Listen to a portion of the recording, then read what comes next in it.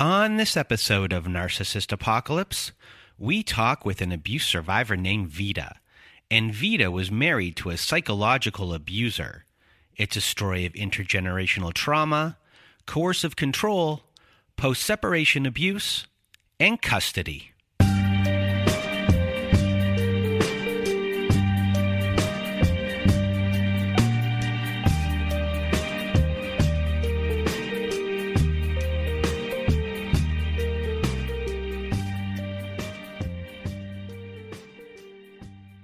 Welcome to Narcissist Apocalypse, everyone. I am Brandon Chadwick, and with me today we have Vida. How are you?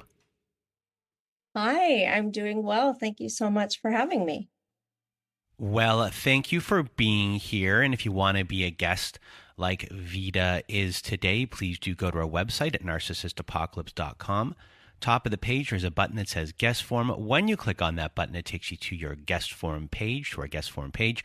There, you can read all of our instructions and either send us an email at narcissistapocalypse@gmail.com or fill out our guest form and press the submit button. And please do send it in the format that we ask for.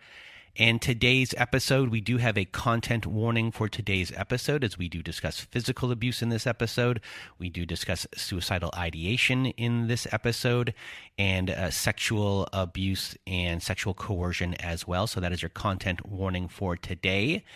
And I just really want to thank Vida for being our guest here today. And now I'm going to get out of my way and your way. Vida, the floor is now yours. Well, thank you so much again. Thanks for having me. I was raised in a family that had what you might call traditional values, although not in a particularly positive sense. When I say traditional values, I am referring to male-dominated values. My father was undoubtedly mentally ill, but undiagnosed. I believe at this point that he likely had borderline personality disorder with a lot of very narcissistic tendencies. Now, when I look back on my childhood, even though it was filled with violence and abuse, I actually have a lot of compassion for my father and see his life as a very tragic life.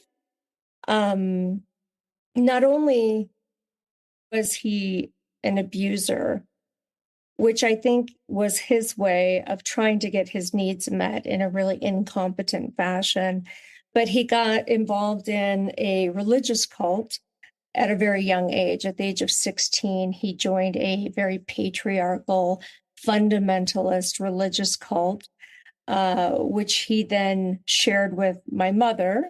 They were dating at the time, and then shared with us as his children, and not just shared with, but imposed upon us. And that church, it's frequently referred to as the 2x2s. It's not well known, but certainly if you want to look up any information about this church, that's what you would Google, is the 2x2s. It is an organization that bestows a lot of power on men. Essentially, authority comes from God to Jesus, to the leaders of the church, to the fathers, and eventually trickles down to mothers and children at the very end of the road. And these types of attitudes frequently attract narcissistic abusers. They are a breeding ground for family abuse and a breeding ground for people who need to have a lot of control over everyone around them. Not surprisingly, the 2x2 church is currently in the midst of what one might call a scandal. Hundreds of members have come forward regarding child sexual abuse. And I think that speaks to the type of, as I said, breeding ground that these types of fundamentalist, high control organizations create for abuse. Growing up in my family, my father was the proverbial king of the castle. He dictated to the rest of us how we could be, how we could behave on a daily basis. And being part of a high control group that was misogynistic, there were a lot of rules for women. I was not allowed to, for example, wear pants. I had to wear a dress every day. I couldn't cut my hair. I couldn't wear makeup. I couldn't wear jewelry. We didn't have television in our home or radio in our home. Many books were banned. We were kept isolated from the outside world in many different ways. And the overarching message to me in my childhood, not just through the religious abuse, but through verbal, emotional, and physical abuse, was you don't matter. You, Vida, you have no agency, no self-determination. My parents made it very clear to me that who I am, what my talents are, what my personal characteristics are, my big dreams were not relevant. And in fact, they were often shamed. I am a very extrovertive type of person. I'm creative. I have a lot of curiosity. I am academically driven, ambitious. None of these are traits that were prized in women in particular in my upbringing. So the things that came most naturally to me were shame and criticized. The things that I wanted to do with my life. When I was a child, I wanted to be a doctor. As it turned out, I did not become a doctor. I became a lawyer. But those were looked down upon. I was supposed to be a homemaker, maybe become a nurse. That was, the top of the ambition ladder for a woman. Being someone who is an extrovert, and very curious, I wanted to go out and explore the world, and yet being, quote, worldly was also shame. In retrospect, I look back and I realize that there are many, many parents who would have been thrilled to have a child like me. Many parents that have children that they struggle with in various different ways would have been so excited to have a child just like me. And yet all of those things that normally would be considered good were criticized and shamed in my family. So the underlying theme of my childhood was that I was there to serve a purpose, somebody else's purpose. I was there to glorify my father. I was there to fit into an image that he had created for me. And to the extent that I moved outside of that role, I was criticized, shamed, and it was made clear to me that that was unacceptable, that I was unacceptable. I was often dehumanized, I think, in my childhood. I had no bodily autonomy. There was a lot of physical abuse and humiliation that came along with the physical abuse. I was heavily trained to question my own thoughts and instincts. When I would express inquiry or a question that was on my mind, I was told that my question or my thought itself was shameful and I should shove it aside. And there was a lot of cognitive dissonance in that I saw the incongruity between the things I was being taught and what I was seeing in the world. I saw that things didn't match up, things didn't make sense, and I was told to push that aside and ignore that. And the very acknowledgement that things didn't make sense was in and of itself bad and shameful. Boundaries in my family were not a thing. Any attempts to have or assert boundaries were quickly and severely punished.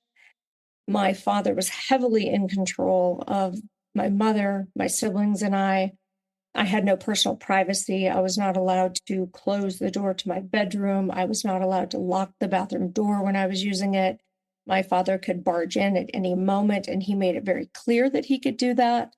He, at one point in time, called me to his side and slapped me across the face and told me he did that to show me that he could hit me whenever he wanted to. Nothing that I owned was actually mine. My parents would go through my belongings, throw things away that they decided I shouldn't have, items of clothing, diaries. They would read my journals. They isolated me from my friends. They shamed the normal development of differentiating from them, which teenagers do, tweens and teens. They begin to differentiate themselves from their parents. It's a natural step, but that was also shamed. And there was constant diminishing of the abuse as well.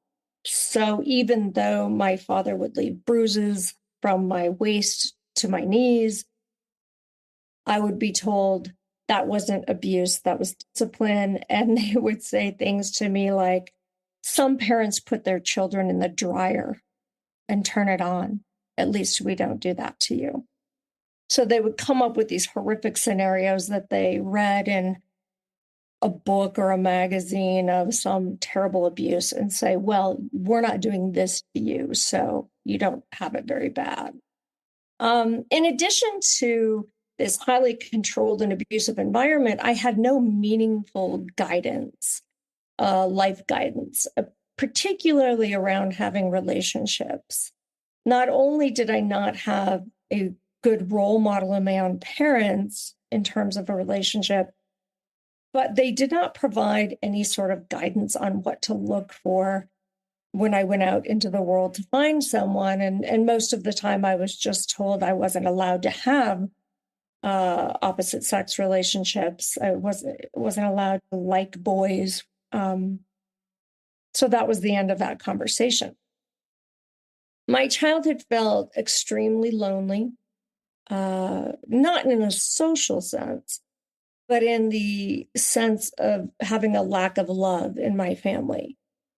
It was humiliating and stigmatizing to have a family like that because I didn't think anyone would understand.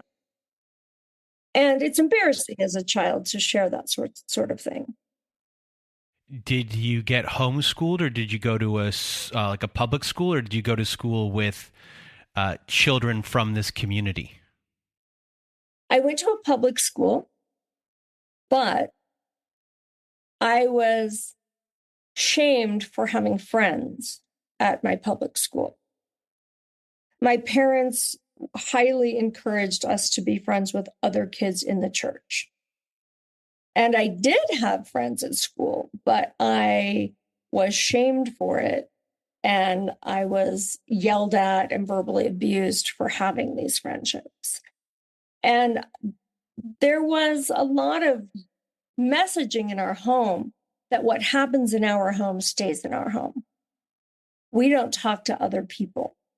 Other people won't understand. We were told this. There was a lot of othering in the sense that there was us and them. We in our church and our family were special. We were chosen by God. Everybody else was the other. They were the outside. They were the world. And my parents would say, we live in the world, but we are not of the world. We, for example, did not celebrate regular holidays. So when you would go back to school back in the 80s, when I was in school, teachers would say, what did everybody get for Christmas? Let's go around the room and everyone can talk about what they got for Christmas. And it would come my turn and I would have to say, we don't believe in Christmas. We don't celebrate Christmas. So there were these ways that my parents made me weird, so to speak, so that I felt alone, or I felt very alone in my family experience. Now, I certainly tried to minimize it socially for myself by not talking about it. But when you don't talk about it, that makes you even more alone in it, if that makes sense. There they would send a note in the school and say that I cannot participate in PE, for example, or I cannot participate in the Christmas pageant, various things like that that made me weird amongst my peers and made me feel more isolated, even though I did have friends at school. I spent a lot of time feeling afraid in my home and very alone in my home. And I engaged in a lot of what I call now escape fantasies. I used to fantasize that I was adopted and that my real family would come and rescue me. And I had a lot of suicidal ideation when I was 8, 9 years old, fantasies of killing myself, which I know now are fantasies of escape. No 8 or 9-year-old really wants to be dead. They just don't want to be in the environment they're in. What I didn't realize is that this upbringing had taught me several very deep-seated lessons or beliefs that I carried on into my future life. And one of them was heavy codependency. When you live in a household where there is a abusive, violent person who wants all eyes on them at all times, who wants everyone to take their cues from him, you become hypervigilant. You are constantly watching that person for cues to figure out what's going to happen next. There's no consistency around you, and children naturally need to have a sense of what's going to happen next.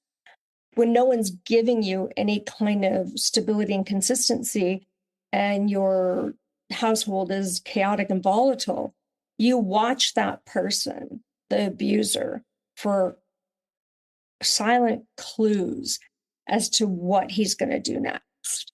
And you become very codependent. His moods are your moods. When he's in a bad mood, you know what to do next. You know how to behave. When he's in a good mood, you know how to behave to accommodate that as well. I learned also not to ask for my needs to be met because they wouldn't be met. I learned that love is something that you must earn, that no one's going to just love you. You have to earn it through your actions.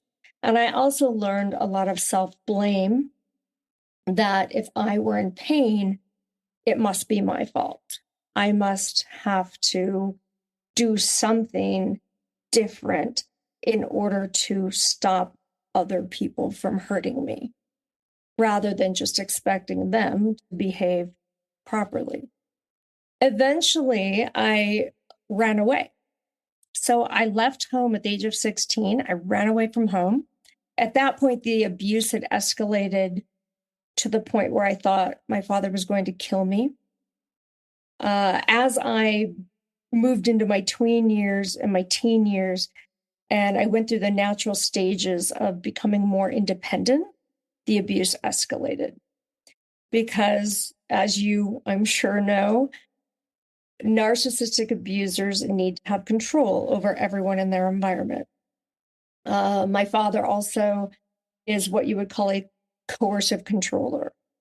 He used every tool in his arsenal to control everyone around him, whether it was through physical abuse, financial abuse, emotional abuse, manipulation, guilt tripping, shaming. The more I became independent as a teen and went out into the world, the worse the physical abuse became, because he was losing control over me. So there was a few particularly violent incidents when I was 16 years old. And like I said, I fled. I ran away from home. And I was the first minor in my state to successfully gain emancipation. I was able to sever my parents' parental rights entirely. And from there on, I began to blossom as a human being and step into the person that I was. I became highly ambitious. I began to do the first work of my life on behalf of abused children, as an advocate for children, and as an advocate for abused women when I was a freshman in college. I would say that I became a third wave feminist in college as well. And I wholly rejected my upbringing, both the religious part and the disciplinary part, the dysfunctional structure of my family. I rejected all of it. And because I rejected their way of life, I was immediately shunned. I went through my 20s without family, and largely my 30s as well, 20s and 30s with no family support. And my father, being highly narcissistic, did what narcissists do and engaged in a smear campaign, told all of my extended family that I was schizophrenic. I don't think he knows what schizophrenia is. It was just the first word he could think of, and told everyone I was schizophrenic, told everyone I was a lesbian, because of course, in his mind, being a lesbian is the worst thing you could be, right?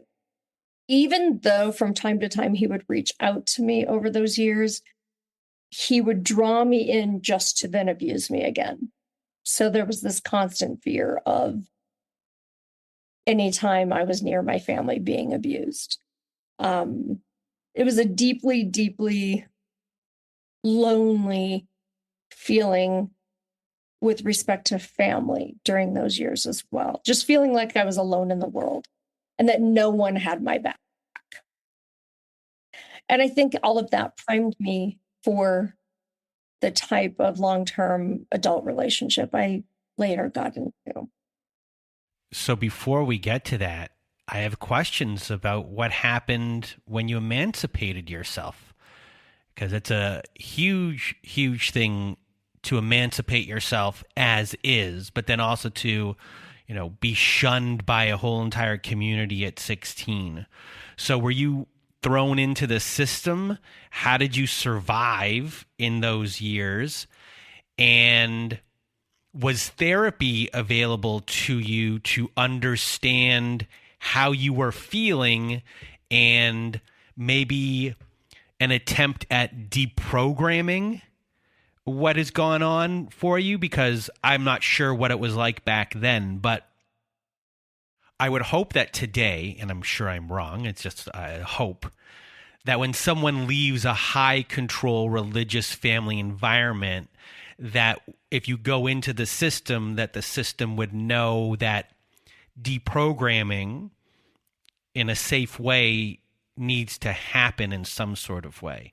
So for you, what was your experience like from 16 until, let's say you go to law school? You have such a hopeful outlook there. Unfortunately, it does not reflect reality, certainly not the reality that existed in the late 80s. And I'm not sure that it reflects the reality of the system today either. How did I survive? I lived with a variety of friends first. I lived with my best friend and her family for some period of time. I was involved in a non-denominational Christian youth group at the time. I remained a Christian until my mid-20s, although not part of the cult that my parents were in. And the Christian youth group I was in at the time, some of the leaders took me in. I lived with a couple of them. And then once the court proceedings were concluded, I was assigned a foster family. So yes, I was in the system. However, I was very, very lucky in that a family who had heard of me through my youth group stepped up to be my foster family. They were not already a foster family, that hadn't been on their agenda necessarily. They heard about me. I think I had met them 1 or 2 times previously, and they said, "We'll raise our hand for this. This young woman can come and live with us." So it was not a standard foster child experience. I had a great experience. My foster family was wonderful. I'm still very good friends with them. They did not pretend to be my parents. They were more like friends, adult friends and mentors who guided me through my last 2 years of high school. Now, with respect to any deprogramming or therapy being available to me, no. There was nothing like that offered to me. I did not have any assistance in processing what had happened to me.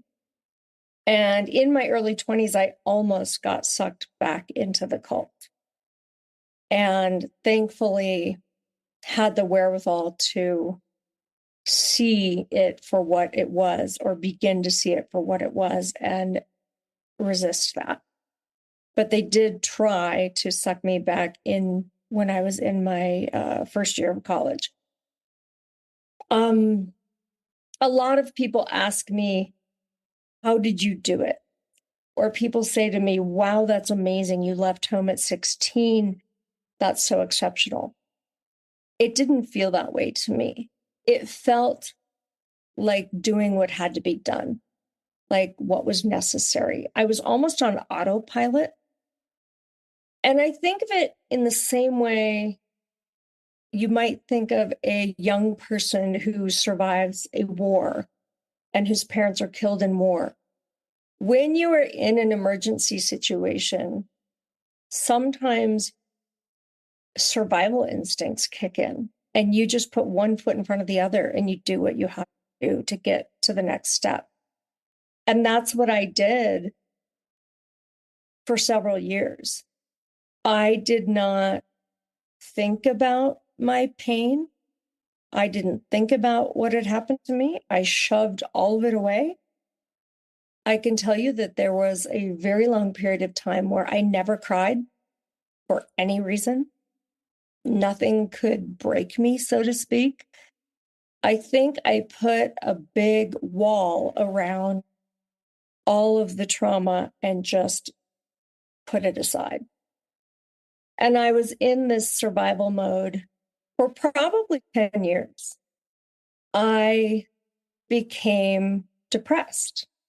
I had a major depressive disorder episode for the first time in my entire life. I don't think you could really say that even in my childhood that I was necessarily depressed, at least not in a way that I would have been aware of being depressed. So it was my third year in law school, and I had the first relationship ever with a dysfunctional person. So interestingly, leaving my family of origin, I went out into the world looking for genuine love, but I had no concept of how to find it. And I sort of lucked out in my first couple of relationships. I had a great boyfriend in high school. I had a great boyfriend in college. I was not at that place in my life looking to settle down and get married. So these were relationships that lasted 1 year, 2 years, and I moved on. When I got to law school, I was older. I was looking ahead to my future and beginning to feel perhaps ready to meet a lifetime partner. And I got in the first relationship I'd ever gotten in with someone who was emotionally unavailable and avoidant. I think he's a nice person. I think he just had some things to work through, as we all do. And the end of that relationship threw me into this depression. And I didn't know I was depressed. And I think this probably happens with a lot of people who experience depression. They don't even know what depression looks and feels like, so they don't know what's happening to them. I didn't know what was happening to me. I lived in a big house with two other law students, these two guys. They were great. My two male roommates were the best roommates I ever had. And we used to smoke socially. And my roommate and I would stand outside in the driveway and smoke a cigarette. And I would be crying every day and rolling over this relationship and breakup in my head for a long time. And he finally looked at me and said, I think that maybe you should go see someone, like a professional. And I was like, what? Really? Me? And he was, of course, completely right. So it was in that therapy with that professional that I first started unpacking things. So this is a good 11 years after I left home. So no, I wasn't offered any of that. And thankfully, I persevered pretty well without it. I think I had a lot of defense mechanisms, a lot of coping mechanisms, not necessarily healthy ones, but ones that got me through those 10, 11 years before I started going to therapy. And I feel like I have been in therapy on and off ever since then, because therapy is not, in my view, something that is one and done. It's something that will be useful at various stages in your life. You can take breaks, you can go back to it, but I personally see therapy as a luxury and a privilege, and I think everyone should do it, and not everyone has access to it. So I do feel lucky that I have had access to it. So eventually you meet the person that this story is about. So walk us through what happens from, first meeting onward. I was in law school, and I was still very vulnerable from the breakup of the relationship that I had described to you a bit earlier, where I dated the first ever emotionally unavailable person. I was very hurt by that breakup. And I did take about a year off of dating to try to heal myself and get myself together. But I do think I was still in this very vulnerable emotional place. And I hadn't worked through all of my childhood wounds by any means. I had acknowledged maybe the tip of the iceberg for the personal work that I would end up doing over the course of my life. And I met this friend of a friend. He came to my 27th birthday party as a +1 for this friend. And I was so impressed with him. He comes off as very self-assured, as someone who has it all together. And we began dating very quickly. Within a month of meeting, we began dating.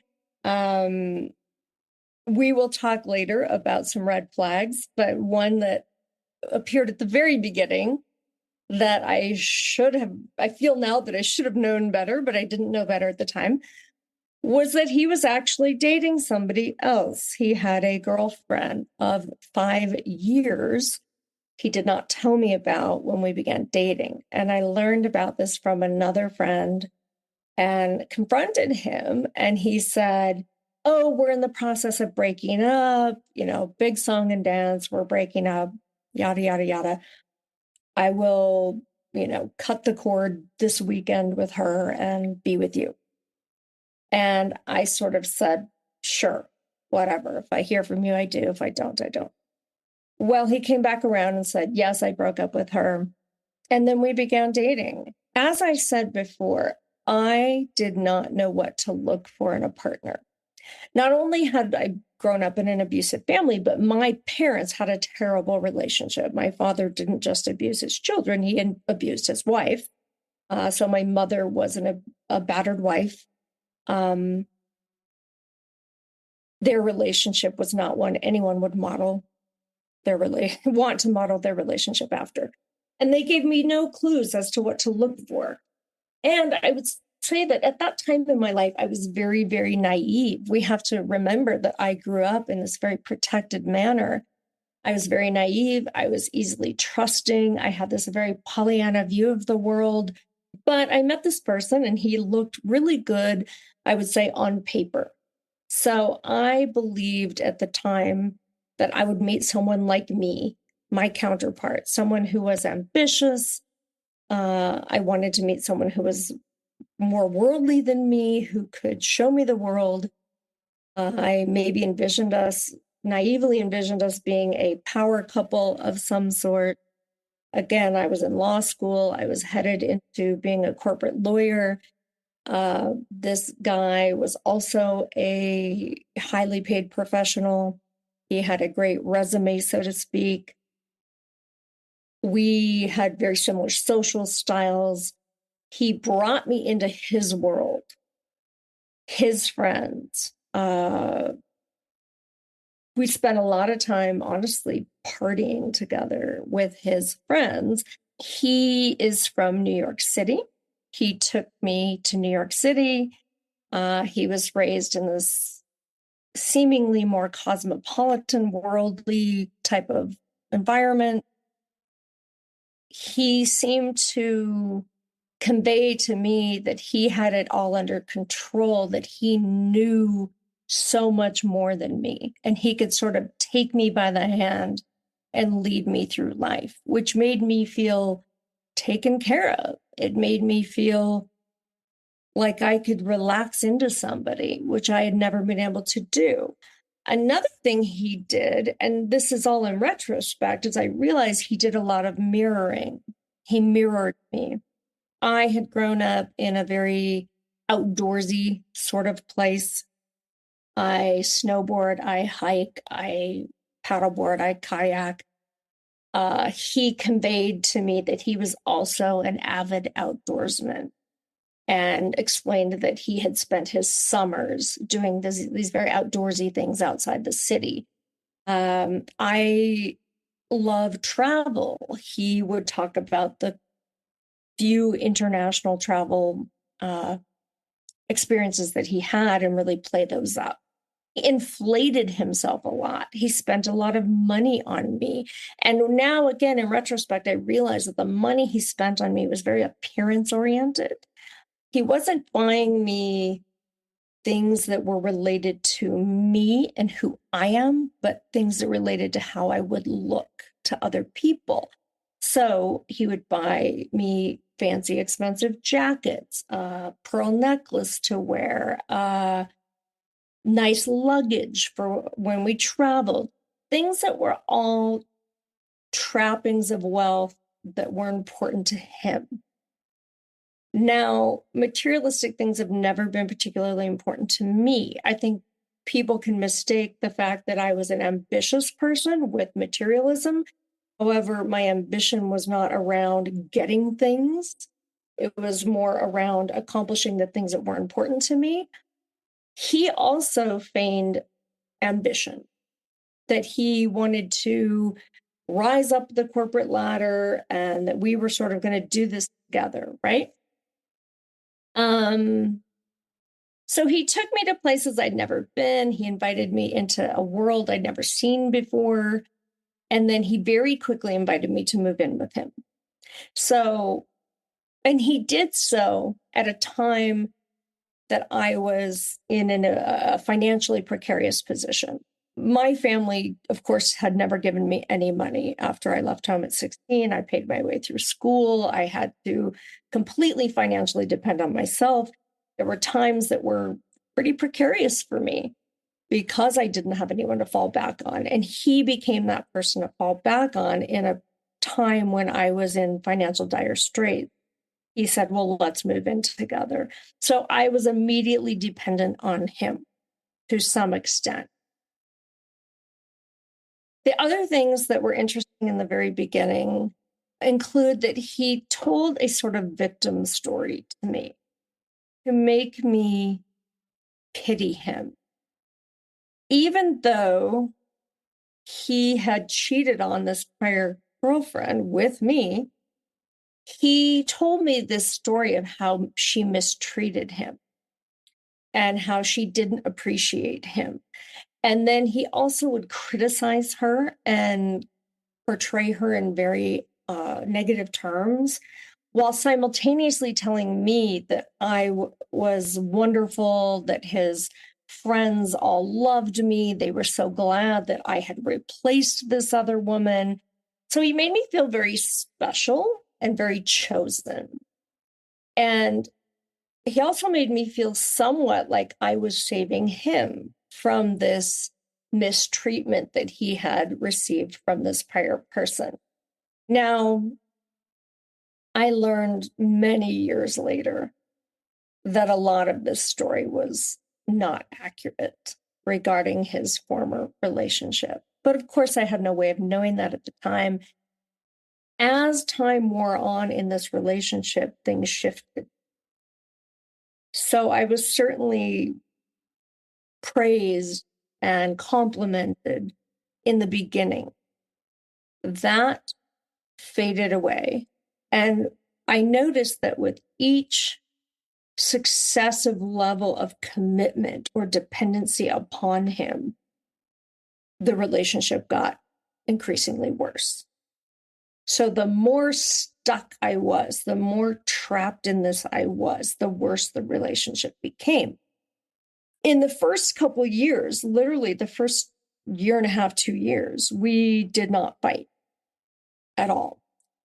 And yet, when I look back, I see all of these red flags that at the time I didn't know what to do with. Not only did I have this upbringing where boundaries were not a thing, where I was not to ask for my needs to be met, where I was taught that I wouldn't have those needs met. So I wasn't appropriately evaluating and questioning what was happening around me in this relationship. But again, he did things that were so strange that I didn't even know where to put them in my head. So some of the red flags, I would say, were things he would say. There's this saying that I really can appreciate by Maya Angelou. People tell you who they are, believe them the first time. And when I look back, I realize he told me who he was. He verbally told me. I just wasn't listening in the way that I needed to be listening. And I don't blame myself because I didn't know what I didn't know. But he would say things to me candidly, like, I'm selfish. I'm a control freak. I like to have things my way. He said, I'm a chameleon. I can be anyone else wants me to be. He also made remarks like happiness isn't real. People who seem like they're happy are faking it. And he would say, everybody lies, or people are assholes about everybody. He also told me perception is reality. So he would say these sorts of things here and there, sprinkled about throughout our relationship. And they struck me as very strange, but I didn't know what they meant. And I sort of passed them off as, oh, he doesn't really believe that. Who would ever believe that? It was just so strange to me. Or who would ever really be like that? Or who would ever really say that about themselves? So I sort of thought that he was just trying to get attention. He does tend to be a very hyperbolic person. He exaggerates. He can be dramatic. I thought, well, maybe he's just being dramatic. And I think coupled with my training to not make others uncomfortable, not ask for anything, I didn't push and say, well, what do you mean by that? What does that mean for you? Today, I would do that. At that time in my life, I didn't. And when you're with a person who is emotionally controlling and emotionally abusive, they will often shut down any attempts to dig a little deeper. So when I did try to dig deeper into any part of his psychology, anything he was saying to me, he would become angry. And his anger would manifest usually as silent treatment, refusing to make eye contact with me, walking out of the room mid-conversation. He was not a physically abusive person. He never laid hands on me. Everything he did was emotionally coercive, psychologically abusive. He would say things to make it clear that he did not want to have that conversation. He would say, "Stop psychoanalyzing me." Or he would just become non-responsive. I don't know. I don't know. I don't know. I don't know. Wouldn't answer the question, would say he didn't know. So I began to realize you couldn't get anywhere by asking him more questions. And it was so uncomfortable for me. And it was conveyed to me that there was something wrong with me for asking the questions, such that I stopped asking. There was such a pushback that it was a huge deterrent to even going there. Other red flags in the beginning were, for example, that he had a way of ruining every holiday and every special occasion, which I now know is a big red flag and indicator of narcissism. I did not know that at the time. So my birthday would come up, or our anniversary or Valentine's Day, and he would do nothing, or he would do something hurtful, or he would get in a fight with me. And then he had a way of turning himself into the victim in the situation, because I might say, "Why did you just ignore my birthday?" And he would say, "Well, I'm just afraid that if I buy you a gift, you're going to hate it and you're going to scream at me and be mad at me because it's not good enough. What am I doing to convey that I would be such a horrible person when someone gives me a gift?" So I think you can see how his personality and my personality were this perfect storm. He was able to very easily use my training against me. One of the things, as I said earlier, that I was trained to do is blame myself for my own pain, or look for, what am I doing wrong? How can I change? So when he didn't buy me a birthday gift, for example, it became, oh my gosh, what have I done to make it hard for him to celebrate me? If that makes sense. When I look back, it seems insane, but at the time, that's the trap I was in emotionally and mentally. He treated strangers much better than he treated me. A cab driver would get treated with all the respect in the world and politeness, but I did not deserve common courtesies from him, it seemed, or he at least wouldn't treat me with those. I noticed pretty early on that he was disgusted by human emotions. If we were watching a television show or a movie and somebody on the TV became emotional, they were grief-stricken, perhaps their child had died and they were crying, he would literally get up and leave the room. And I eventually understood that human weakness seemed disgusting to him. If I cried, if I was upset about anything, he would become hostile. He certainly would not comfort me. He'd sit across the room and try not to look at me or walk out of the room if I were grief-stricken or upset. And I would say the last red flag that I would mention is that there was not any emotional intimacy between us. Although I was so young that I don't think I understood fully what emotional intimacy looked like or felt like, or that it was necessary. But I always thought that we would grow together and we would become more emotionally connected, and that would grow over time in the relationship. It didn't. We were together for 12 years. Emotional intimacy never developed. We were no closer emotionally at year 12 than we were at year 1. He never asked me about myself, about my hopes, my dreams, my feelings, how I was doing. And I recognize so much of this now in comparison to the healthy relationship I'm in now. In comparison to the partner I have now, who is a healthy partner, who checks in with me, who cares about how I am on a daily basis. My partner back then did not care how I felt on a daily basis.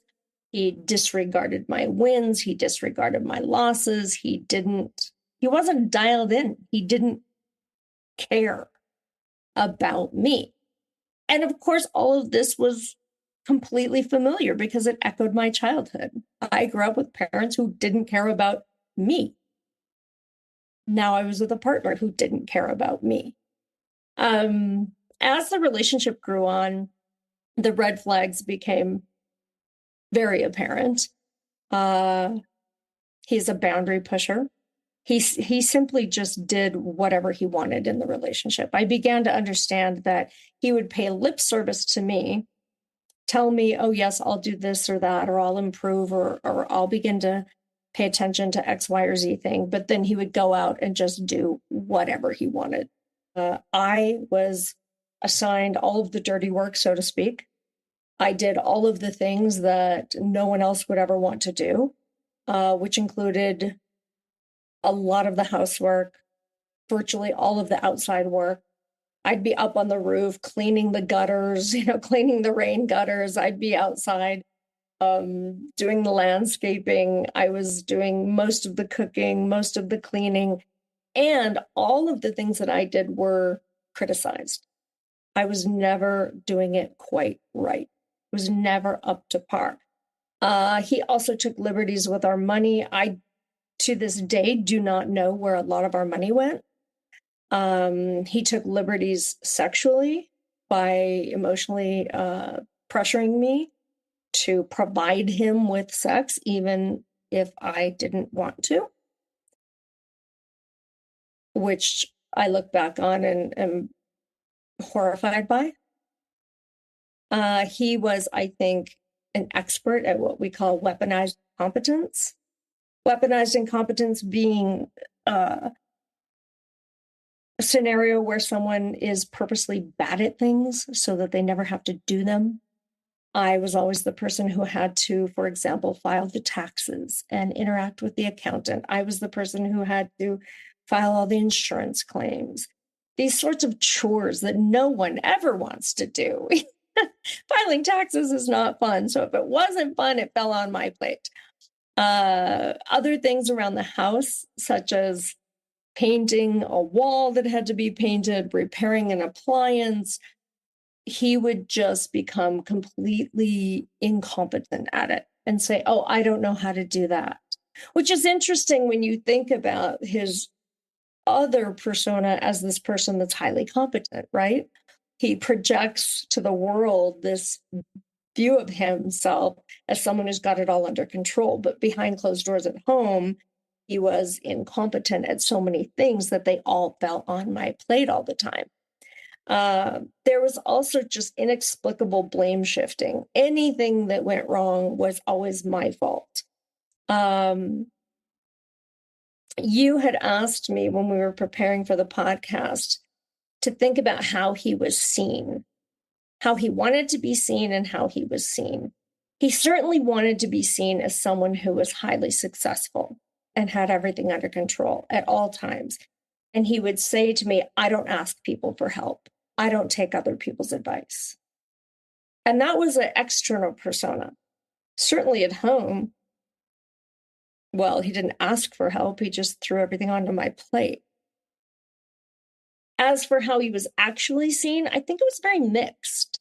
There were many people that bought that outward persona. There were other people that didn't. And I now envy them because they saw things I couldn't see, including my sister, with whom I'm very close. She didn't like him from day one. She never said this to me.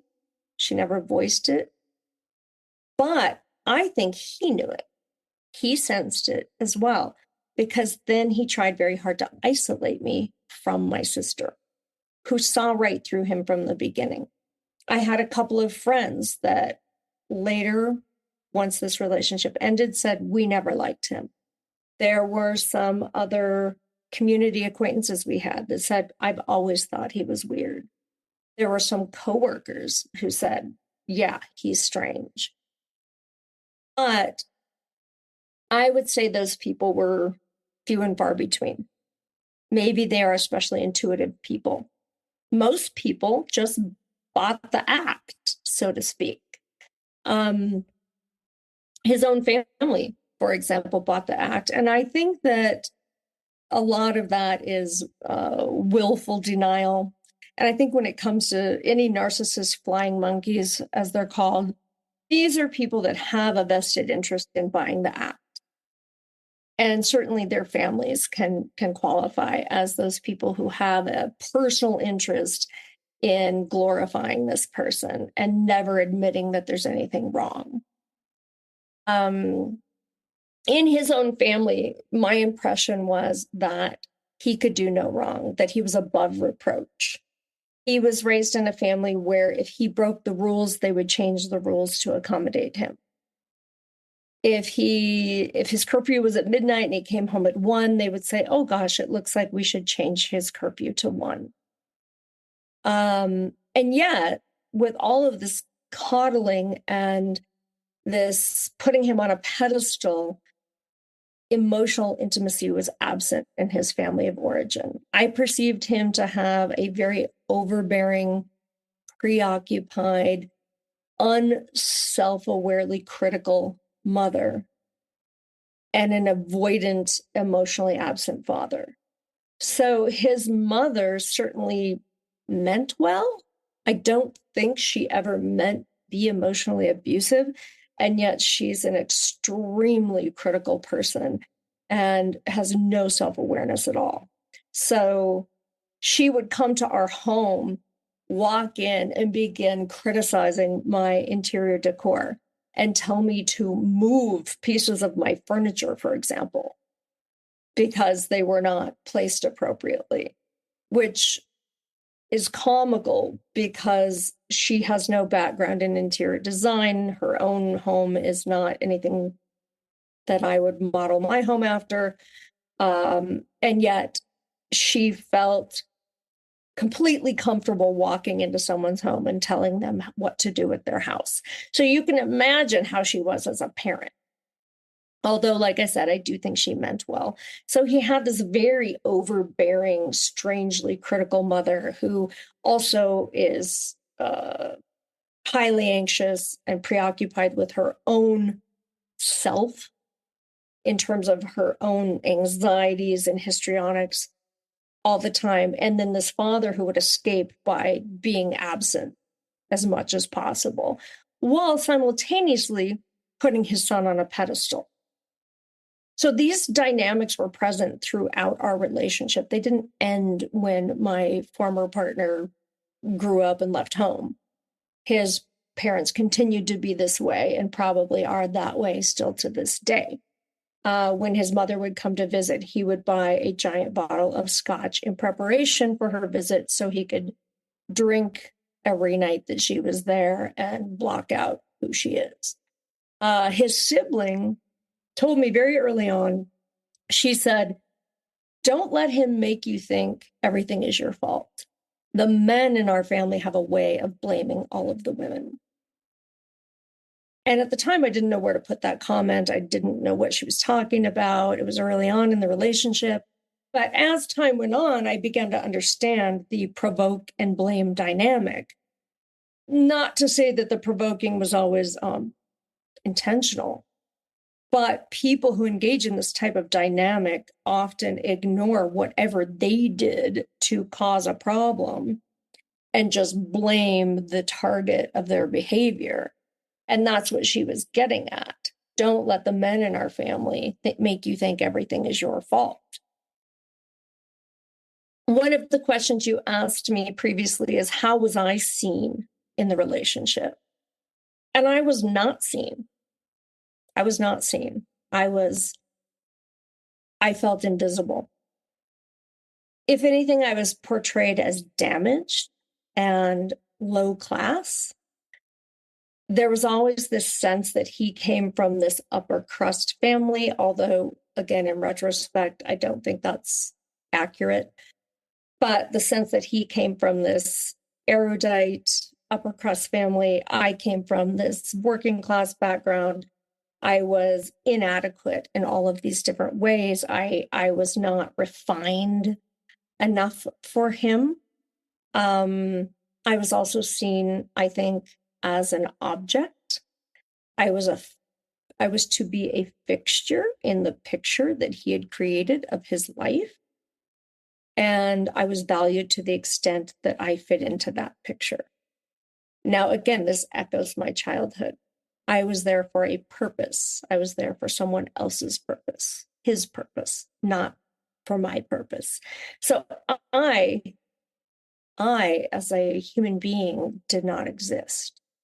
I was constantly reminded of all of the ways in which I was not properly bending the knee to him, that I was not being whoever it was he wanted me to be. And what's interesting is that goalpost was always moving. It was never well defined. I couldn't have probably fulfilled all of the requirements he had for me, even if I wanted to. I was criticized in terms of my cooking wasn't good enough, and I'm a pretty good cook. But whatever I made, the comment would be, it doesn't taste like it does in the restaurant. Even though I weighed 115 pounds and was a half marathon competitor, he would say things like, "You're not fat, you just need to tone up." He would make bizarre criticisms of my appearance, like, "You shouldn't wear your hair back because then everyone can tell how small your head is." And of course, I'm thinking, my head is small? I didn't know I had a small head. And then I go look in the mirror and I'm criticizing myself. Do I have a small head? Is there something wrong with me? He would, when I came out dressed for the evening to go out, he would say, "Are you really going to wear that?" He told me I looked like a slob when I was headed out to work. Literally nothing I did was good enough for him. And he was never the type of person who would say vulgar things to me or use swear words. He wouldn't say, "Oh, you dumb bee," anything like that. And that's often what we think of when we think of abuse. We think of violent incidents. We think of curse words, people using filthy language. What we don't often think of, and what society at large overlooks, is the type of constant emotional abuse that can be done very subtly and somewhat politely even, and can be disguised as, "Oh, I'm just trying to help you. I'm just trying to tell you all the things that are wrong with you so I can help you," right? Which we now know of as part of coercive control, which is a term that I think is gaining more visibility, but was not something I knew anything about at the time. The other ways in which he would be abusive, I would say, is in isolating me from family and friends. He didn't say, "You can't go be with your family." He didn't say, "You can't spend time with your friends." He just made it miserable for me to do so. So if I were on the phone with my sister, with whom I'm very close, he would begin to sort of stomp around the room and slam cupboards and behave in this angry, irritated way. So that when I would get off the phone, I would sort of say, what's wrong? Why are you behaving this way? And he would tell me how annoying it was to have to listen to me while I was on the phone. So just to let me know how displeased he was with me. Anytime that my friends or my family had an event we had to go to, he would start a fight with me on the way to the event. He would make it very clear that he didn't want to go, that it wasn't going to be fun. He didn't like the people there. He didn't want to have to interact with them, and just generally make it so untenable, so miserable to go and spend time with those people that I would just give up. He would become so difficult in an effort to get his way that it just became easier to give him his way. And that didn't change at any point in time, and is still the case today. He has a way of making everything so difficult. that he just gets his way. And I think it's easy to demonize people like him. And certainly I don't like him, and he has caused a lot of pain and grief in my life. But when I look at it from a psychological standpoint, I do realize that this is a person who also never learned how to get his needs met in a healthy manner. He learned at a very young age to get his needs met through manipulation, lying, harming people, making people feel bad so that he could get what he wanted. And when I mentioned earlier that he told me who he was, another thing he told me is that he came to recognize at a very young age, somewhere between the ages of 3 and 5, that no one was going to meet his needs, and he was on his own. Even though he had these doting parents around him that put him on a pedestal and gave him every financial and worldly opportunity anyone would ever want, from an emotional standpoint, he felt very much on his own. And he also didn't learn how to get his needs met in a productive way. I now know that even as a middle-aged adult, he still uses manipulation, threats, and lies to get his needs met. My feelings in that relationship were deep grief. I was not as angry as I eventually became. While I was in the relationship, I cried myself to sleep a lot. I was deeply sad. I felt not exactly like I was walking on eggshells in the sense that I know people who are physically abused feel, where you know that violence could break out at any moment, but rather constant self-criticism, constant self-evaluation of how can I do this better? How can I try harder? How can I make him love me? How can I earn his love? I often say that there's nothing more lonely than being alone inside of a relationship. And that's how it felt inside of that relationship. I would also say that I became my worst self in that relationship. When I look at the person I was going into it and the person I was coming out of it, going into it, I was on top of the world. I was in a vulnerable place emotionally, but I had my whole life before me. I had just graduated from law school. I had a fantastic job offer. I had been very successful academically for all of undergraduate and all of law school. I was a leader at school. I was the president of my legal fraternity. I had done a great deal of successful work protecting women and children throughout college and law school. I had directed a play. I had a lot of self-confidence when I went into meeting him. By the time I came out of that relationship, I felt like no one would ever want me. I was terrified going out into the world, feeling alone and having so many parts of myself torn apart for 12 years. And I also felt that the person I was, my personality had gotten somewhat lost somewhere in there. I began to be more like him while I was in the relationship. I began to be much more critical. I would join him in finding humor in ridiculing other people. All of his humor is at the expense of other people. I noticed that over time. And I think I joined him in some sense. Now I find that behavior repugnant, but I know that I was sort of leveling myself down to the level that he was at, or matching him in some sense, perhaps seeking his approval. I became more materialistic, similar to how he was during the relationship. And I drank excessively and abused alcohol, as did he. When I met him, he was a heavy abuser of alcohol.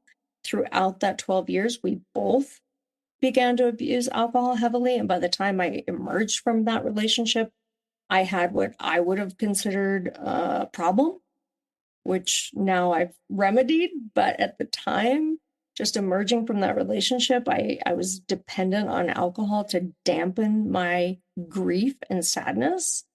I had lost so much of my self-esteem and so much of my confidence, and I had so much pain inside. I had gone through several bouts of depression, and in some sense, you could say I was in a low-grade depression throughout the entire time I was in that relationship. And it began to really affect me physically. I had heart palpitations, I had vertigo, I had fainting spells. It was much rougher when I look back than I even realized at the time. And I think that's a common feeling amongst people who are in relationships with abusers, is all of it becomes sort of your normal daily life. And it's only after you escape that you look back and you realize what a low standard of living you had for yourself, or a low quality of life that you had for yourself. The thing that interestingly was the catalyst that got me to leave this relationship was an emotional affair. And this is not something I'm particularly proud of. It's not something I sought out, but it came to me. I met a man in the financial district where I worked, in the city I worked in, and we became friends. And we started going to coffee together and having drinks together. And we had crushes on each other for sure. But I was married, and frankly, so was he. But the reason I tell this story is the thing that struck me is that this man listened to me when I spoke. I was at such a low place with such low expectations in my relationship that that's all it took for me to go and emotionally engage with another person. He actually looked at me when I spoke. He listened to the words that were coming out of my mouth. He asked the next question. That was not something I had in my relationship. My partner, when I talked, would be staring at his BlackBerry at the time, pre-iPhone, reading and writing emails. He would walk out of the room in the middle of a sentence. It's as if I did not exist most of the time. And it's as if he was annoyed and disgusted by almost anything I had to say. The other things that began to shift around that same time, though, were that I had worked so hard to make myself perfect for my partner that I changed and realized over 12 years that no matter how much I changed, it wouldn't matter because he didn't. So even though he was constantly blaming me for everything, when I changed myself, it didn't improve him. I went to therapy, for example. He said to me that I had an anger management problem because I would get upset with the way he treated me. So I went to this therapist and I said, well, you go to a therapist and the first thing they ask you is, so what brings you in? What brings you here? And I said, well, I have an anger management problem. My partner tells me that I have an anger management problem.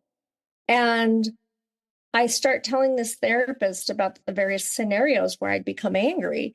And he stopped me and he said, Vida, anyone would get angry if someone treated them that way.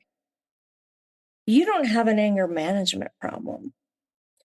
You're reacting in a normal way to an abnormal circumstance. And I thought, oh, wow. It was almost hard for even me to accept because I had come to believe that everything was my fault throughout this relationship. But over time, I began to see that no matter how much I changed, he was not going to change. And then he finally told me, I'm never going to change. I will not. I think I kept asking him for improvements on different things over time. And he just said, I'm never going to change. This is how it's going to be. So I had begun to get the picture that it wasn't all me.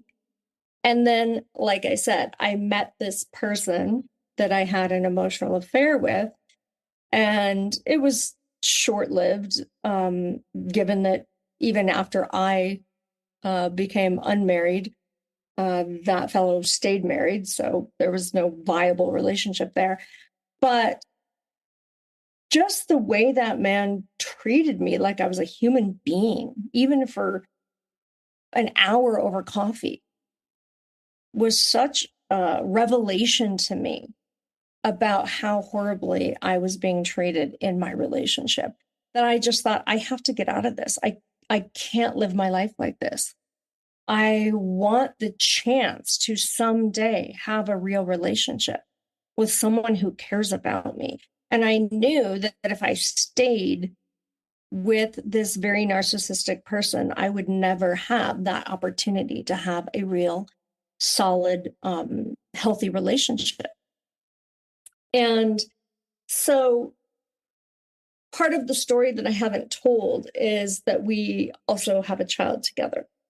And I haven't talked a lot about that because I do try to protect my child from a lot of exposure, public exposure. I try to keep his life private, but it's going to come into play going forward in this story, because if you are married to anyone with highly narcissistic tendencies and you have a child with them, they will use that child as their way in to continue their abuse of you in a different fashion.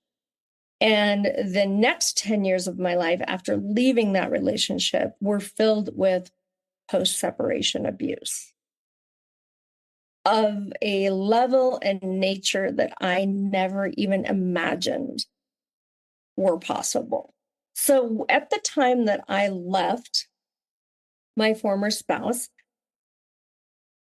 I knew that there were problems with his personality. I pitied him in certain ways. I was upset with him, but I was happy to be free. So my feelings about the situation upon leaving were not that strong. I was just really thrilled to be free, or so I believed I was going to be free. I quickly learned that when you leave a narcissist, they will do everything in their power to make sure that you are not actually free. They will use the divorce and they will use the co-parenting of the child to inflict many of the same abuses on a new playing field, which is the divorce playing field. Over the ensuing couple of years, the first year and a half to 2 years that we were separated, we did not immediately get divorced. That seemed like a big, expensive hassle. And I had asked him to move out. He moved out. We lived across town from each other. We literally lived about 2 miles up the same street from one another. And we were co-parenting our child together pretty amicably. And I had no real motivation to deal with the actual divorce. So we were separated and living separate lives, co-parenting. And my whole objective was to create what I thought of as a happy divorce. I thought I was going to have a happy divorce. I had, again, naive, so Pollyanna in my view. I thought that leaving him would solve all the problems. And given that he had always treated strangers better than he treated me, I thought, well, maybe he will treat me nicely now that I'm not his wife anymore. And I would do nice things like make casseroles and bring them over to his house. I helped him to decorate his new house. At Christmas time, I lent him half of my Christmas ornaments so he could decorate his tree. I bought him NBA tickets to an NBA game to go to with our son. I would do all these nice things, thinking that I could earn a positive co-parenting relationship. If I just did all the good deeds, I could create this. The mistake in thinking there, and this is a mistake that I think a lot of people that have been in abusive relationships make, is the mistake in thinking is that the abuse is about your own behavior. And if you can behave XYZ way, then you won't be abused. The reality is that the abuse is about the abuser and who they are. And it doesn't matter how many good deeds you do, they're going to abuse you anyway. So over this first approximate year and a half that we were separated, I was making all these efforts to create this positive co-parenting relationship. Meanwhile, he would come to my house and say cruel, nasty things to me like, you need to get a job. You need structure in your life. Meanwhile, I was employed part-time, raising our child, training for a half marathon. I had structure and I was employed. So every time I had contact with him, he would drop insults and criticisms. And throughout those years, he also continued to engage in heavy blame shifting, even more so than when we were married. Anything that went wrong in the co-parenting situation was my fault. And then I also learned that he had been heavily lying to me about many things and taking advantage of me. So pretending that he had work conferences to go to so that I would take his parenting time, for example, for him. Well, come to find out, he was actually flying across the country to engage in a relationship with some person he'd met across the country. He was not going to work, but he would lie to me. So as things wore on, this co-parenting relationship got worse and worse and worse. And I stopped doing all the nice things because none of them were reciprocated. But it's interesting, very similar to the parallel in my family of origin, where as I became more independent in my family of origin, the abuse escalated in that family, the abuse from my father. Once I separated from my husband, and then I stopped kowtowing to him, and I started just living my own life and separating myself from him emotionally and not doing all the favors he wanted me to do, the abuse, the emotional and psychological and post-separation abuse escalated there as well. He became more and more cruel. He started engaging in a campaign of litigation abuse, where, from my perspective, he was using his superior financial position to force me into all sorts of procedures legally that were costing me $10,000 a month, thousands and thousands and thousands of dollars, which he knew I didn't have. He has many more financial resources than I do. So my bank accounts were draining. I was living in constant fear regarding my financial situation, constant fear of what he was going to do next legally with me. And it was almost as if being separated from him became worse than even having been married to him. So the turning point of your co-parenting relationship is when you got into a new relationship. And unfortunately, that relationship ended up being toxic and not working out. But this is when your co-parenting relationship changed. So walk us through this. we had already had a co-parenting relationship that was not going the way I would have liked it to, obviously, but it became even worse when I found someone new. So about a year and a half into co-parenting, I got in a serious relationship with a new person. And I told my ex-husband that I had gotten in this new committed relationship. Now, one might ask, why did I tell him that? He had demanded that I tell him all sorts of things. He consistently wanted to know everything about my life, even though we were separated from each other. And he would guilt trip me or make me feel like I had engaged in some sort of misstep by not revealing information to him.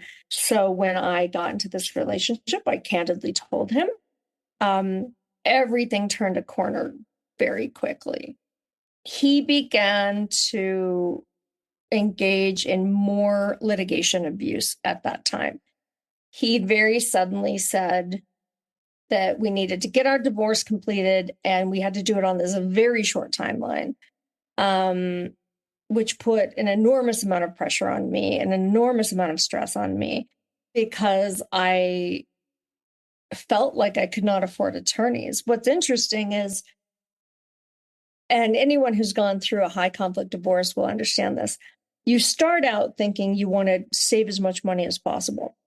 And you see the first $10,000 disappear. And then you see another $10,000 disappear. And probably when I hit about the $30,000 mark of fees to attorneys, none of which I felt like I could afford, I approached him and I said, what are we doing? Why are we making this so contentious that it's costing all this money? Can't we just get this done and make an agreement and move on? He had no response. He would not respond to any of my begging him to sort of stop the financial bleeding and just agree to something reasonable and move on. He dragged out every single part of our litigation, 5 years of heavy litigation. So I was going to say, what's interesting is at the time I thought $30,000, oh my gosh, I can't believe I've spent this much money. Over the last 11 years, I've spent $300,000. My rights, protecting my livelihood, my financial position, my relationship with my child, my reputation.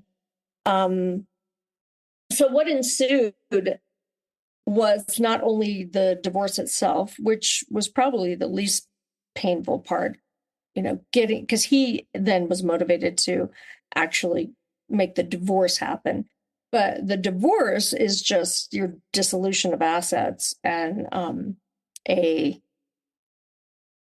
statement of how you're going to parent. I mean, the court doesn't need a lot more than that to make you divorced.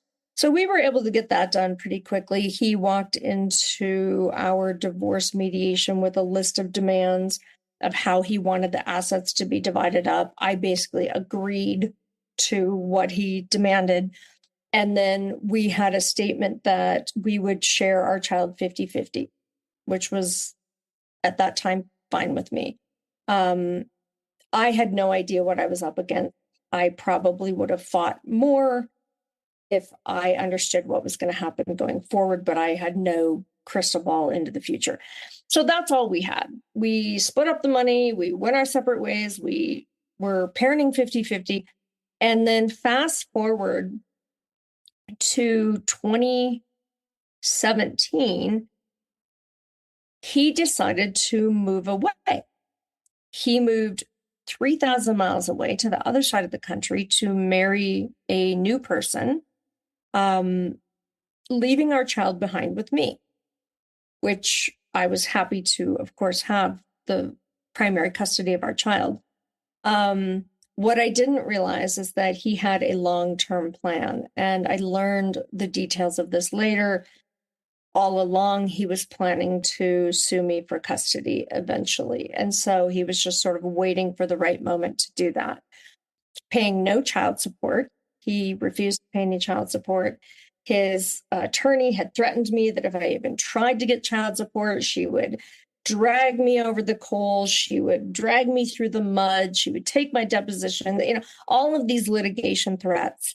So I spiraled into this horrible place in my life where I became severely, severely ill, and I thought I was going to die. I knew at that point that my ex-spouse was going to sue me for custody. He had indicated as much. I had resigned from my job for a variety of reasons. One, I was commuting 3 hours a day and could not continue doing that without a co-parent in the same town as me. I couldn't care for my child properly without a co-parent and commute 3 hours a day. And I became very sick. I lost 25 pounds. I weighed less than 100 pounds. I had constant anxiety to the point of not wanting to leave my house, having panic attacks. Bright lights and loud noises were intolerable to me. I couldn't sleep almost at all for 3 to 5 months. I didn't sleep for more than about an hour and a half at a time. Doctors were putting me on all sorts of medications to try to help me sleep, to try to deal with all of these manifestations of essentially an emotional crash, or stress, as they called it. I would call it a complete emotional disintegration that I was going through.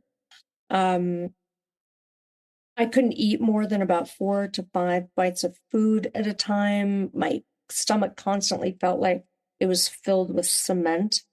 I had diarrhea every single day, so the food I did eat didn't stay in my body. I began to break out in skin rashes. I had sores all over my head. My hair was falling out.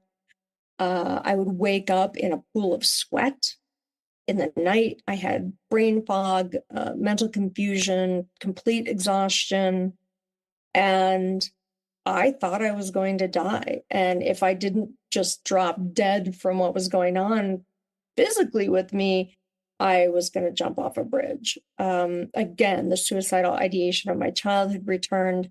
And I do realize now that I was never going to take my life, that again, this was an escape fantasy that I had.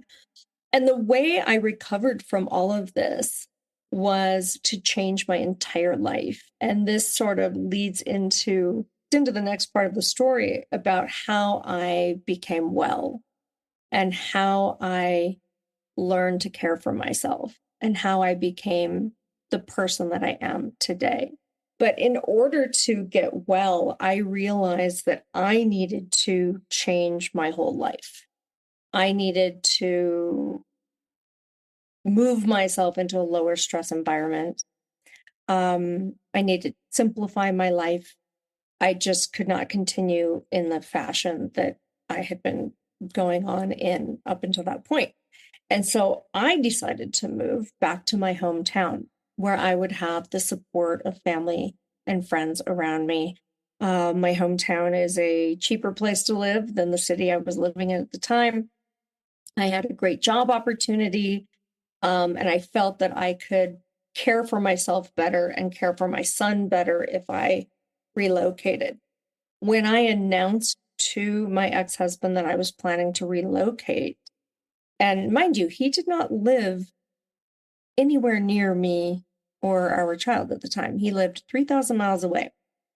I was actually relocating closer to him, still not that close. He lives on the East Coast. I was living on the West Coast, and I was about to move into the middle of the country. He said to me that he forbid me from moving, that I could not move, and that if I moved, he would sue me for custody. And of course, I thought, this is insane. Well, what business does he have to tell me where I can live? Well, he enjoyed visiting his child at the place that he had previously lived, which was where I was living at the time, on the West Coast. That's where he wanted to go when he visited his child. He didn't want to go to Middle America where I was moving to. It was not convenient for him if I moved. However, the way the law is written, he has no right to tell me where I can live. He lived 3,000 miles away from me and his child, and he did that by choice. And the law says I can move wherever I want to move at that point, because I wouldn't be taking the child away from where he is. So I thought, well, whatever, mister, you can forbid me from moving all you want, but there's nothing you can do about it. So I proceeded forward towards executing my move by selling my house, bought a new house in my new location, resigning from the job I had acquired, took the new job in the new location, and I was set to move on October 13th of the year. And in the meantime, my ex-husband filed a motion in court trying to block the move. And I thought, he's never going to get his motion granted. It's absurd. It's absolutely filled with self-entitlement. It's self-absorbed. Why would any court grant this? It's important to note, though, that this motion that he filed was absolutely filled with vilification of me, all sorts of false accusations. I was essentially being painted as an unfit parent. Now, mind you, I had been the primary caretaker of my child his entire life. I had never been accused of being unfit by anyone, including my ex-husband. My ex-husband had left our child with me to move across the country to marry somebody new. I was an unfit parent. Why would he have done that? And yet 1 year later, when I'm seeking to go and start a new life for myself that's going to be healthy, where I can heal and maybe create a happy life for myself, he suddenly says I'm unfit in a variety of different ways. I was accused of almost every disgusting thing you can think of. I was accused of psychologically abusing my child. I was accused of inappropriately sleeping with my child. I was accused of buying my son a dog to get him all attached to the dog so that I could capriciously give the dog away to be cruel to my child. Of course, there's a real story behind that we did have a pet that we had to rehome for various reasons. But of course, every single thing that he could glom onto to try to paint me as a horrendous human being, he painted me in all those ways. I was accused of being severely mentally ill. My family was accused of being mentally ill as well. I was accused of not having any friends, not being able to keep friends, being sort of painted as this like belligerent, aggressive person. And I was made to appear almost like a criminal. Mind you, I was a member in good standing of a state bar. In order to be a member of a state bar, you have to pass a moral character examination. And yet I was accused of all of these different things that are tantamount to being a mentally ill quasi-criminal. That in and of itself was terrifying, absolutely terrifying. I don't think that anyone who hasn't gone through it can even quite understand how terrifying that is. To receive a document that's been filed in a court that paints you in a way that is completely unjustified and not does not comport in any way with reality. And to get this document in the mail that has been filed with the court that basically calls me an abuser, a mentally ill, sick abuser, calls my whole family abusive. It's terrifying because in a way you're put in a position of disproving things that don't exist. How do you disprove something that's just fabricated? It's How do you prove that something that doesn't exist doesn't exist? You know what I mean? It's not like proving that something does exist. It's much easier to prove something does exist than to disprove something that's just been fabricated about you. So how do you prove, for example, that you're not mentally ill? And of course, I'd had depression and anxiety, which I suppose you can call mental illness, but they are extremely common mental illnesses that many, many, many people have. Many people are treated for them, and they're highly treatable and highly controllable. It's really hard to prove that you're not crazy. It's really hard to prove that you're not psychologically abusing your child. Especially when you're up against somebody who takes a grain of truth and twists it into a highly exaggerated story, and someone who's very skilled at doing that. So that's what I was up against.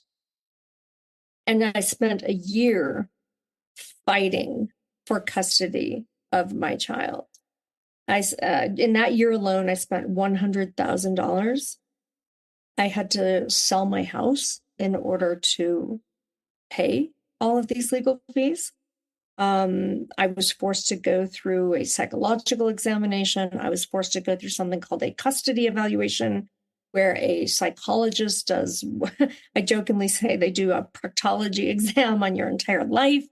You have to answer a lengthy questionnaire that goes all the way back to your infancy, asking you questions about how you behaved as a child.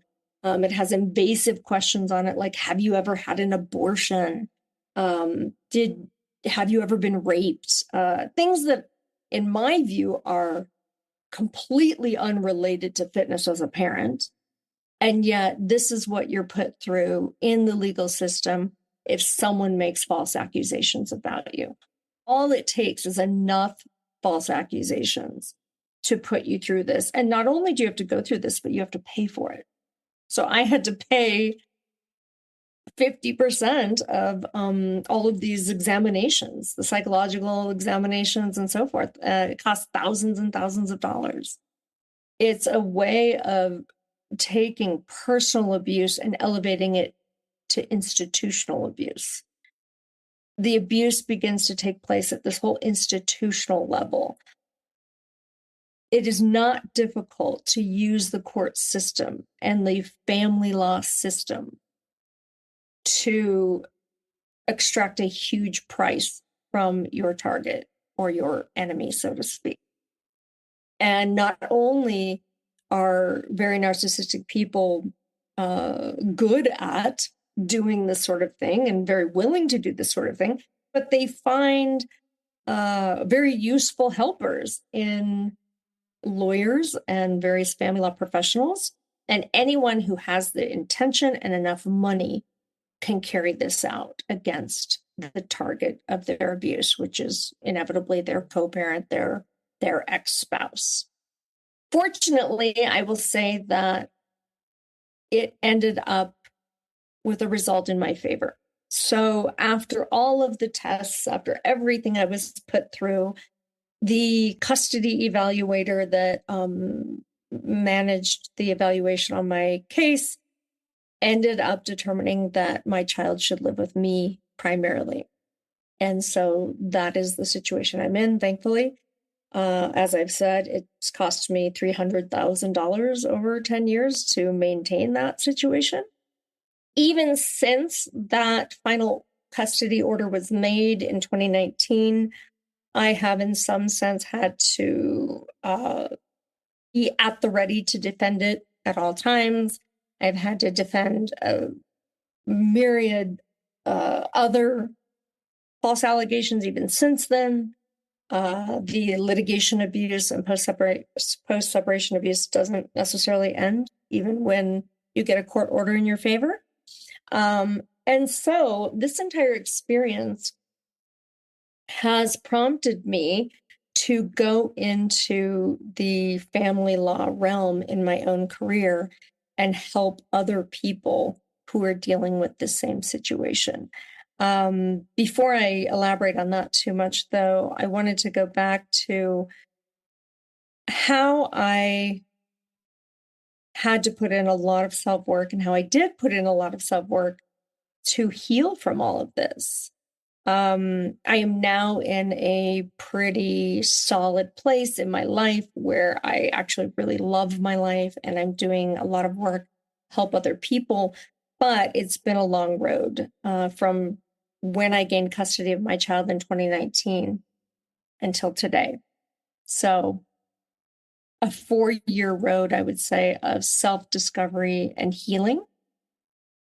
It took, after my severe illness, where, as I mentioned, I lost 25 pounds, I was extremely anxious and decided that I needed to completely change my life.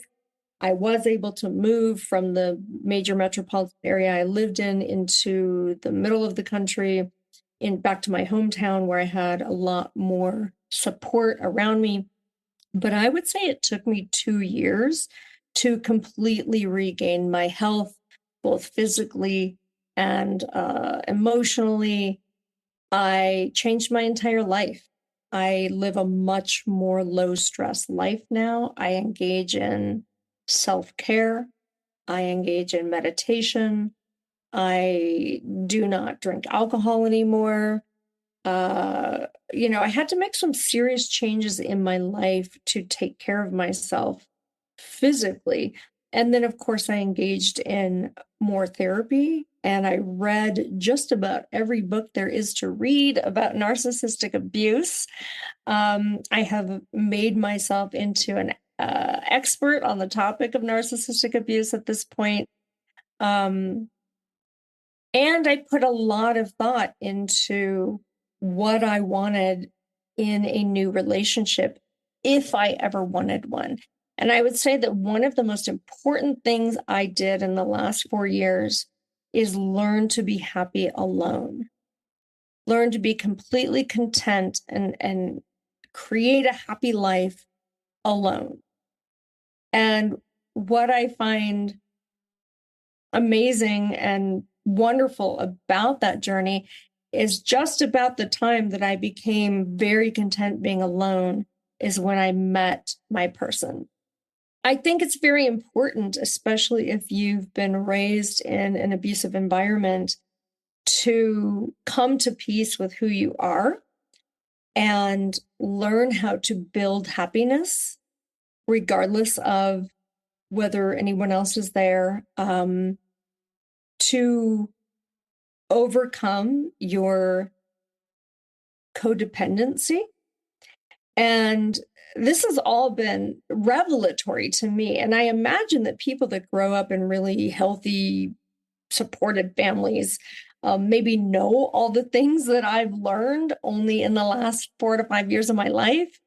But I've learned, for example, not to be hypervigilant of the feelings and emotions of my partner, and not to say to not notice them, but not to be concerned at every moment of how they are feeling and then how I should be reacting to their feelings or fixing their feelings if their feelings are bad. I've learned so much more to let the partner in my life be himself and do his own thing while I be myself and do my own thing over here. And we come together positively with each other without feeling responsible for one another's happiness all the time, if that makes sense. It almost sounds to me, as someone who grew up in this highly codependent family, it almost sounds stilted and cold when I talk about it. But I realize that it's actually very healthy for each person to take responsibility for their own happiness and not expect the other person to bend over backwards, changing who they are or do things that are very unnatural to them in order to make their partner happy. So this is where you are now, and we're happy that you're in this place and you've been through a lot. So If you had any words of wisdom for everyone listening, what would they be? If I had any words of wisdom, that's a tough one, because one thing I can say with certainty is that you don't know what you don't know. And I know that sounds really simple, right? But when you're young and inexperienced or less experienced, you have no way of understanding the blind spots that you have. And the last thing I want to do is give advice to people that's going to make them blame themselves for what they didn't know. So I would prefer to say, forgive yourself for what you didn't know, and recognize that we all have an opportunity to move forward and make the future in our lives different from the past. I have a couple of friends who are in sobriety and in 12-step programs, and I understand that one of the concepts that's taught in AA or in sobriety is that we don't have to be the person we were in the past. And toxic people will try to keep you trapped in the mistakes of your past. The reality is that even if you let someone be in your life in the past who mistreated you, you don't have to do that in the future. Just because you didn't assert and maintain boundaries for yourself in the past or have standards for yourself doesn't mean you can't do that in the future. We all have the opportunity to heal and remake our lives and rebuild our lives. And you can recover from narcissistic abuse, and you can build the life that you always wanted to have. Well, Vida, I really want to thank you for being here with us today. And we're going to bring you back to get more information on divorce. And you're a lawyer by trade, but you're now in, high conflict divorce, and you're an expert in this now and consulting for it. And there's so many people out there that are going to need that as well. But for today, you couldn't have been more thorough and clear about everything, to help everyone learn through your experience. But, you really did just a great job of breaking down who you are as a person and who you were dealing with, and intricacies and nuances of the relationship. And I just really want to thank you for being here to kind of put all that out there and give people a really big, clear understanding of everything. You dealt with the whole gambit here of, from abuse during the relationship to post-separation abuse and divorce. So just a big thank you for being here with us today. Again, it's been great meeting you, and thank you again for having me. I really appreciate it. Well, thank you, Vida, once again for being our guest this week. And if you want to be a guest like Vida was today, please go to narcissistapocalypse.com. Top of the page, there's a button that says guest form. When you click on that button, it takes you to our guest form page. There you can read all of our instructions and either send us an email at narcissistapocalypse@gmail.com or fill out our guest form and press the submit button. And please do send it in the format that we ask for.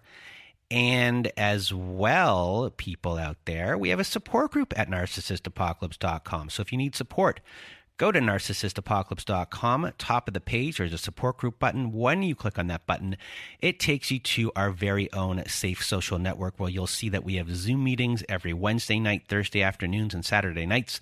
We have forum boards for you to post on to get the validation that you need from survivors just like you. You can make great friends on there as well. So if you need support, join our support group today. And if you need even more support, please do visit our friends at DomesticShelters.org. DomesticShelters.org has articles and resources to help you make sense of what you're dealing with. They have every phone number, email address, and web address for shelters and agencies, no matter how big or small the town you're in. DomesticShelters.org has it there. It's a wonderful free resource. So if you need extra support, go to DomesticShelters.org today. And we have another friend of the show called Shelter Movers. And Shelter Movers, everyone, can be found at sheltermovers.com. And Shelter Movers helps survivors of domestic violence transition to a better and safer life. It is a volunteer organization, a donor-supported organization, charitable organization as well. It is currently only in Canada, but they're looking to expand into the United States. And what they do is they help coordinate moves for people who are getting out of domestic violence and coercive control. They also get all of your things out of your home into storage, all of your belongings into storage, and they can do this for your pets and livestock too. It is a wonderful organization, and if you just need help from them or you want to donate to them, please go to sheltermovers.com. And that is it for today's episode. For myself and Vida, we hope you have a good night.